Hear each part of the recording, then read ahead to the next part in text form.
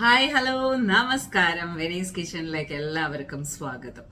അപ്പോൾ ഇന്ന് കുറച്ച് സംസാരിക്കാൻ വേണ്ടിയിട്ടാണ് വന്നിരിക്കുന്നത്.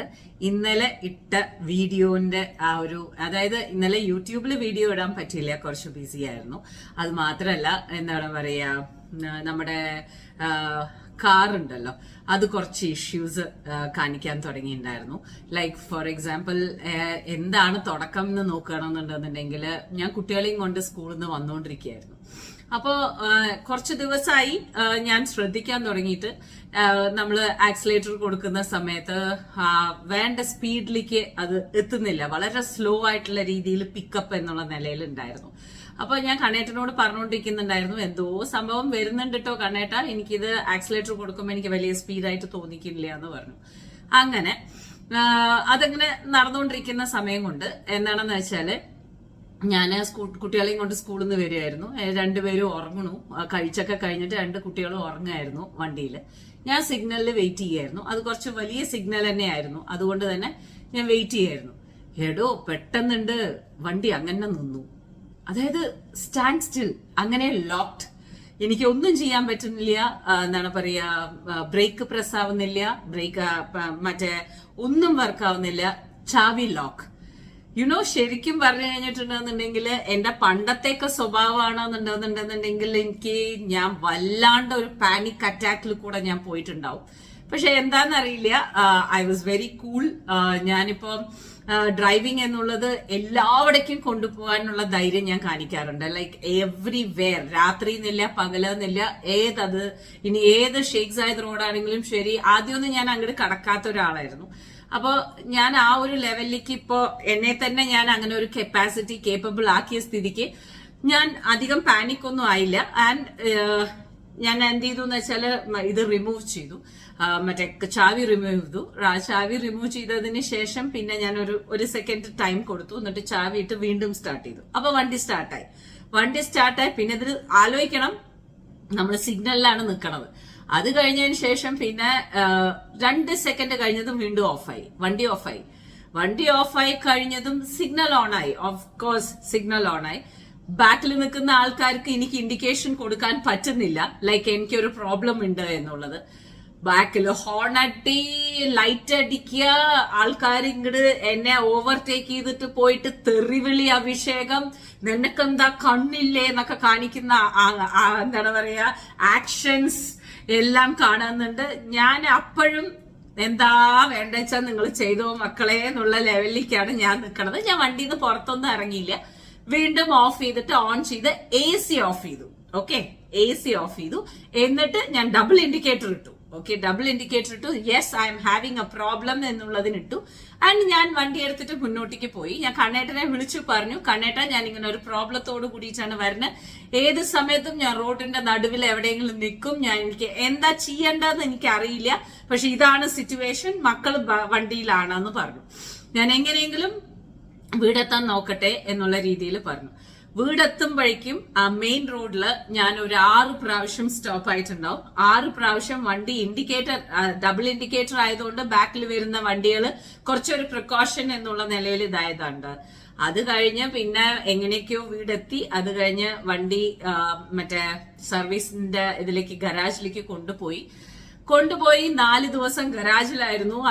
അവരുടെ ഇഷ്യൂസ് ഒക്കെ കംപ്ലീറ്റ് ചെയ്തു. അത് കഴിഞ്ഞ് കൊണ്ടുവന്ന് തന്നു കഴിഞ്ഞതിന് ശേഷം എന്താണ് എന്റെ മക്കളെ, എന്താ പറയാ, വീണ്ടും ശബ്ദങ്ങൾ തന്നെ, ബഹളങ്ങൾ തന്നെ.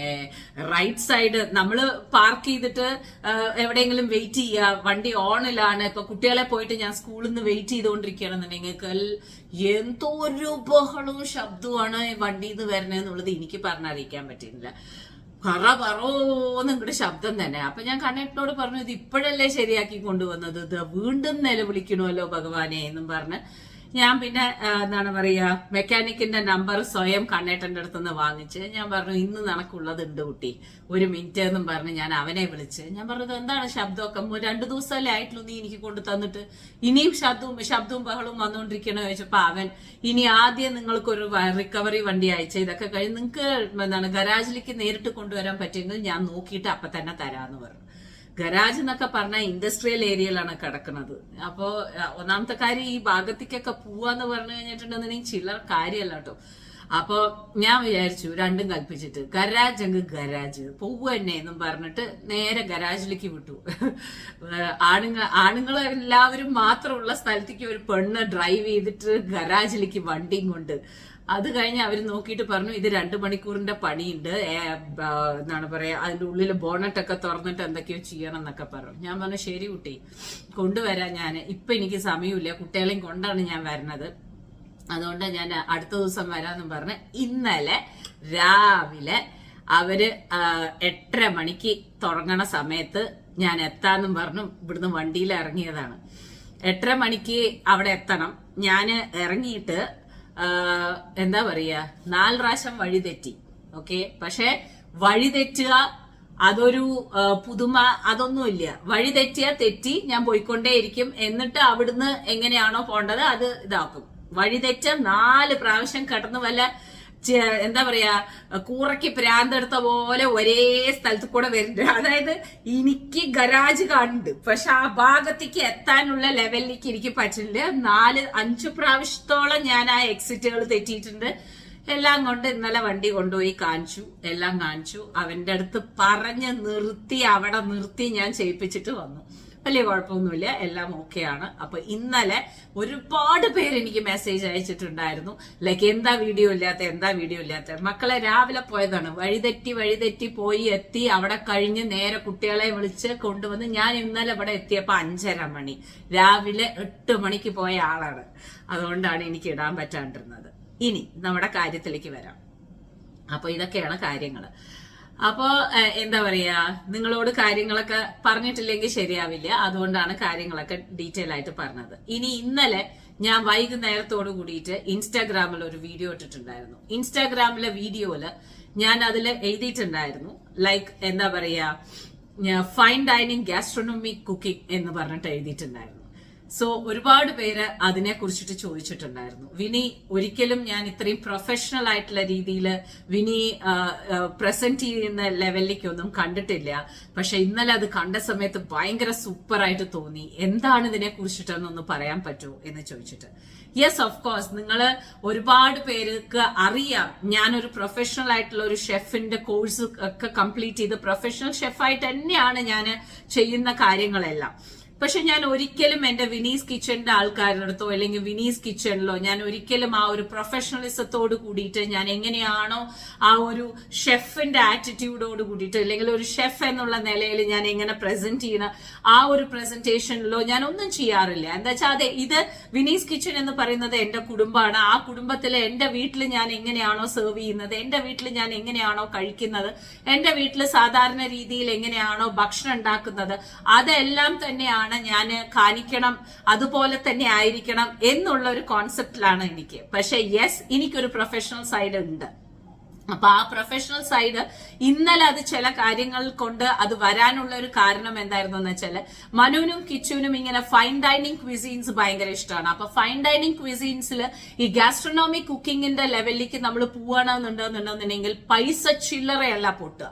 ഓക്കെ, ഒരു ഡിഷിനൊക്കെ ശരിക്കും പറഞ്ഞു കഴിഞ്ഞാൽ 300-400 ദിറൊക്കെയാണ് ചാർജ് ചെയ്യുക. യെസ്, അതിനത്ര മെനക്കേടുണ്ട്. ഫൈൻ ഡൈനിങ് ക്വിസീൻ എന്ന് പറഞ്ഞാൽ തന്നെ അങ്ങനെയാണ്. അപ്പൊ ഞാൻ എപ്പോഴും എന്ത് ചെയ്യുന്ന വെച്ചാല് അവർക്ക് അങ്ങനെ താല്പര്യം അവർ പറഞ്ഞു കഴിഞ്ഞിട്ടുണ്ടെന്നുണ്ടെങ്കിൽ ഞാൻ അവർക്ക് അതുപോലെ ഉണ്ടാക്കി കൊടുക്കും. വീട്ടിൽ തന്നെ ഭക്ഷണം ഉണ്ടാക്കിയിട്ട് ഞാൻ ഫൈൻ ഡൈനിങ് ക്വിസീനിലേക്ക് ഉണ്ടാക്കി കൊടുക്കും. ഇന്നലെ മനുവിന് ഗാസ്ട്രോണോമിക് കുക്കിങ്ങിന്റെ രീതിയിലുള്ള പ്രസന്റേഷൻസ് വേണം എന്ന് പറഞ്ഞതുകൊണ്ട് ഞാൻ അതിന്റെ അനുസരിച്ചിട്ടുള്ള രീതിയിൽ ഉണ്ടാക്കിയിട്ട് ഞാൻ ഇന്നലെ അത് പോസ്റ്റ് ചെയ്തിട്ടുണ്ടായിരുന്നു. സിമ്പിൾ ആയിട്ടുള്ള എന്താണ് ആസ്പിറാഗസ് സ്പിനാച്ച് എല്ലാം കൂടിയിട്ടുള്ള ഒരു സൂപ്പില് വിത്ത് എന്താണ് പറയുക ഒരു മഷ്റൂമിന്റെ ഒരു ബേസോട് കൂടിയിട്ട് അത് കൂടെ കഴിക്കുന്ന പോലെ ഒരു മഷ്റൂമിന്റെ ഒരു ഇതുണ്ടായിരുന്നു.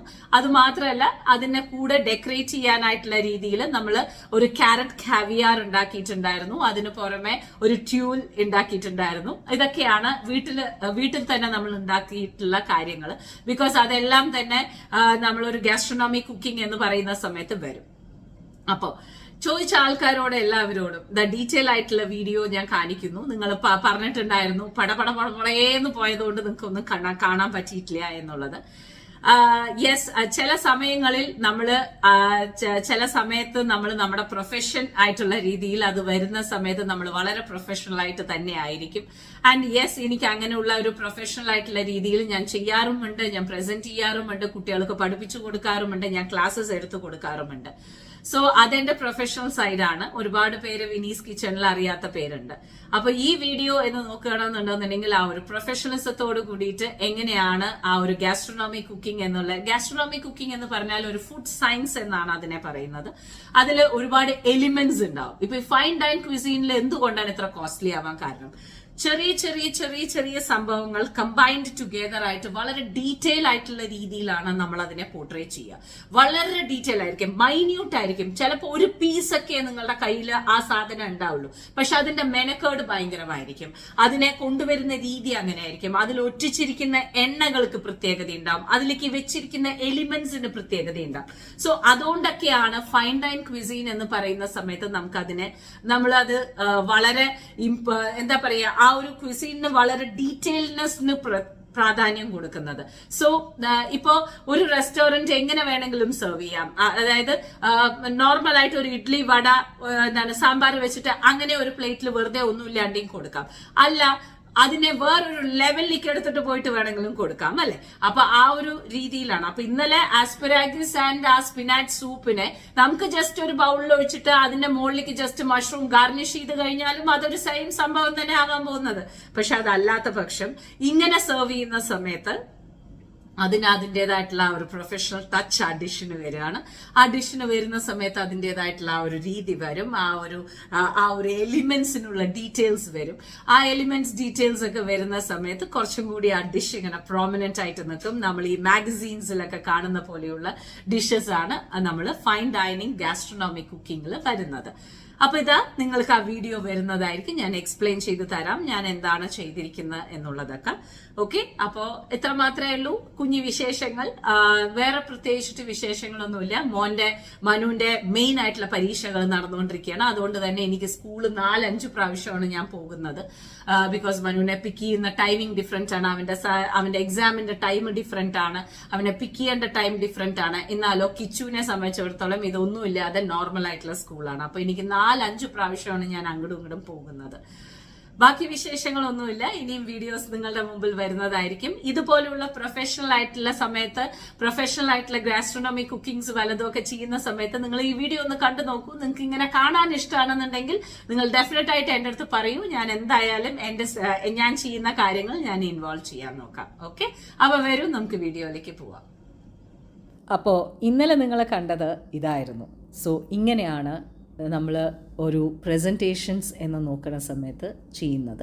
ഇതിനെക്കാട്ടിലും സൂപ്പറായിട്ട് ചെയ്യുന്ന ഷെഫുകളുണ്ട്. എൻ്റെയൊക്കെ പ്രൊഫസേഴ്സൊക്കെ പറയുന്നത് സൂപ്പറാണ്. അപ്പോൾ ഇന്നലെ ആസ്പിറാഗസ്, സ്പിനാച്ച്, ഉള്ളി ഒക്കെ ഇട്ടിട്ടുള്ള ഒരു സൂപ്പാണ്. ഇതാണ് ട്യൂൾ എന്ന് പറയുന്ന ഒരു സംഭവം. ആ ട്യൂൾ ഡെക്കറേഷൻ പർപ്പസിന് വേണ്ടിയിട്ട് യൂസ് ചെയ്യുന്ന ഒരു സംഭവമാണ്. ഇതിനെ കോറൽ ട്യൂൾ എന്നാണ് പറയുന്നത്. ഇതാണ് ക്യാരറ്റിൻ്റെ കാവിയാർ ഉണ്ടാക്കുന്നത്. അതായത് വളരെ തണുത്ത എണ്ണയിലേക്ക് നമ്മൾ ജലറ്റിനോട് കൂടിയിട്ട് ഇട്ടിരിക്കുന്ന ക്യാരറ്റിൻ്റെ ആ ഒരു ഡ്രോപ്സ് ഒറ്റിക്കുന്ന സമയത്ത് അത് ഇതുപോലെയുള്ള കാവിയാറായിട്ട് മാറും. പിന്നെ നമ്മൾ സൂപ്പിനെ അരച്ചിട്ട് അതിനെ ആ സൂപ്പ് ബൗളിൽ ആ മഷ്റൂം സോട്ടേഡ് മഷ്റൂമിൻ്റെ അതിലേക്ക് നമ്മൾ ആ പ്രസൻറ്റ് ചെയ്യുന്ന രീതിയാണ് നിങ്ങൾ കാണുന്നത്. എലിമെൻറ്റ്സ് ഒക്കെ വളരെ ഡീറ്റെയിലിംഗ് ആയിട്ടുള്ള രീതിയിൽ വെച്ചിട്ട് നമ്മൾ ചെയ്യുന്നതാണ്. ആസ്പിറാഗസ് ഫ്രൈ ചെയ്യും, അതേമാതിരി തന്നെ നമ്മുടെ എനോക്ക് മഷ്റൂംസിനെ നമ്മൾ ഫ്രൈ ചെയ്ത് വെക്കും. അതുമാതിരി എന്താണ് പറയുക, സൈഡിൽ ആ ട്യൂളൊക്കെ വെച്ച് അതേമാതിരി തന്നെ കവിയാറൊക്കെ വെച്ചിട്ടുള്ള ആ ഒരു രീതിയാണ് നിങ്ങൾ കാണുന്നത്. മനുവിന് ട്യൂഷനുള്ളത് കൊണ്ട് തന്നെ മനു ഈ ഒരു സമയത്ത് കഴിക്കാൻ വന്നിട്ടുണ്ടായിരുന്നില്ല. കഴിക്കാൻ വന്നത് കിച്ചാപ്പുവാണ്. അപ്പോൾ അവന് അതേപോലെ തന്നെ ഞാൻ സെർവ് ചെയ്തിട്ടുണ്ടായിരുന്നു. ഇവർക്കൊക്കെ ഇങ്ങനെയുള്ള സംഭവങ്ങൾ ഇടയ്ക്ക് മാസത്തിൽ 1 പ്രാവശ്യം 2 പ്രാവശ്യമൊക്കെ അവർ ചോദിക്കുന്ന ഒരു കാര്യം തന്നെയാണ്. അപ്പോൾ ആ സമയത്ത് ഞാൻ ഉണ്ടാക്കി കൊടുക്കാറുണ്ട്. അവൻ്റെ ആ ഒരു എക്സ്പ്രഷനിൽ തന്നെ നിങ്ങൾക്ക് കാര്യങ്ങൾ മനസ്സിലാക്കാൻ പറ്റിയിട്ടുണ്ടാവും എത്രമാത്രം സൂപ്പർബാണ് ആ റെസിപ്പി എന്നുള്ളത്. വളരെ സൂപ്പർ ക്രീമി ആയിട്ടുള്ള ക്ലാസ് സൂപ്പായിരിക്കും. ആൻഡ് ഈ എലിമെൻറ്റ്സ് ഓരോന്നോരോന്ന് നമ്മൾ എടുത്തിട്ട് അതിൻ്റെ കൂടെ കഴിക്കുന്ന സമയത്ത് ഉണ്ടാവുന്ന ആ ബേസ്റ്റ് ഓഫ് ഫ്ലേവേഴ്സ് ആൻഡ് കോമ്പിനേഷനാണ് നമുക്ക് ഇഷ്ടപ്പെടുക. അതുകൊണ്ട് തന്നെയാണ് ആ ഫൈൻ ഡൈനിങ്ങിന് ഇത്രയും പ്രത്യേകതയുള്ളത്. പിന്നെ നമ്മളെ സംബന്ധിച്ചിടത്തോളം മമ്മ സൂസനും ഞാൻ ടേസ്റ്റ് ചെയ്യാൻ പറഞ്ഞിട്ടുണ്ടായിരുന്നു. 2 പേരും കൂടിയിട്ട് അത്രയും ഇഷ്ടപ്പെട്ടിട്ടായിരുന്നു കഴിച്ചിട്ടുണ്ടായിരുന്നത്. അവരെ സംബന്ധിച്ചിടത്തോളം അവരുടെ ലൈഫിൽ ആദ്യമായിട്ട് ആണ് ഇതുപോലെയുള്ള ഐറ്റംസൊക്കെ ഇങ്ങനെ പ്രൊഫഷണൽ ആയിട്ടുള്ള രീതിയിൽ വെച്ചിട്ട് അവർ കഴിക്കുന്നത്. അവരും ഭയങ്കരമായിട്ട് എൻജോയ് ചെയ്തു. മനു പിന്നെ 2 മണിക്കൂർ കഴിഞ്ഞ് വന്നിട്ടാണ് കഴിച്ചത്. സോ ഇതാണ് നിങ്ങൾ ഇന്നലെ കണ്ടത്. ഇതുപോലെയുള്ള നിങ്ങൾക്ക് ഉള്ള വീഡിയോസ്, നിങ്ങൾക്ക് ഇങ്ങനെയുള്ള ഗാസ്ട്രോണോമി കുക്കിംഗ് വീഡിയോസ് ഇഷ്ടപ്പെട്ടുകയാണെന്നുണ്ടെന്നുണ്ടെങ്കിൽ പറയാൻ മറക്കരുത്. ഞാൻ ആഡ് ചെയ്യാൻ നോക്കാം കേട്ടോ. അപ്പോൾ നമുക്ക് നാളെ കാണാം വീണ്ടും പുതിയ കുക്കിങ്ങിൽ.